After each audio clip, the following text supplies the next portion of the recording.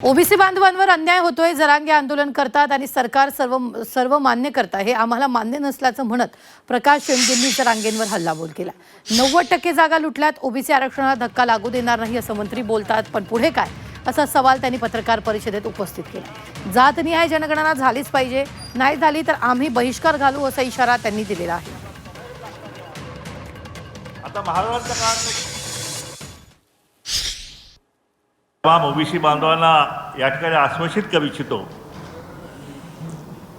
की सत्तेच्या माध्यमातून हे आरक्षण आपलं लुटलं गेलेलं आहे।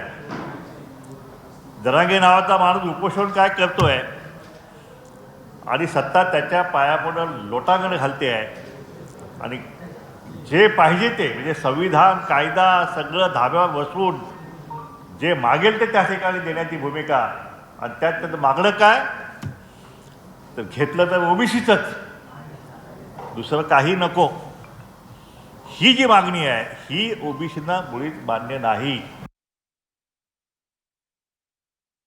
की जर पुढच्या टप्प्यामध्ये जातनिहाय जनगणना नाही केली तर जातनिहाय जनगणनेवरती या महाराष्ट्रातला तमाम ओबीसी जो आहे तो बहिष्कार घातल्याशिवाय राहणार नाही।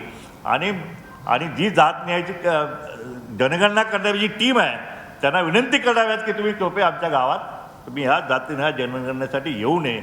आणि अशा प्रकारे जातनिहाय जनगणनेचं जे आंदोलन जे आहे ते आता आमचं 15 जुलै रोजी संपूर्ण महाराष्ट्रात सगळ्या तहसीलदार कार्यालयात होईल। त्याच्या आधी आम्ही सगळ्या ग्रामपंचायतीचे ठराव जे आहेत ते आम्ही त्या ठिकाणी घेऊ।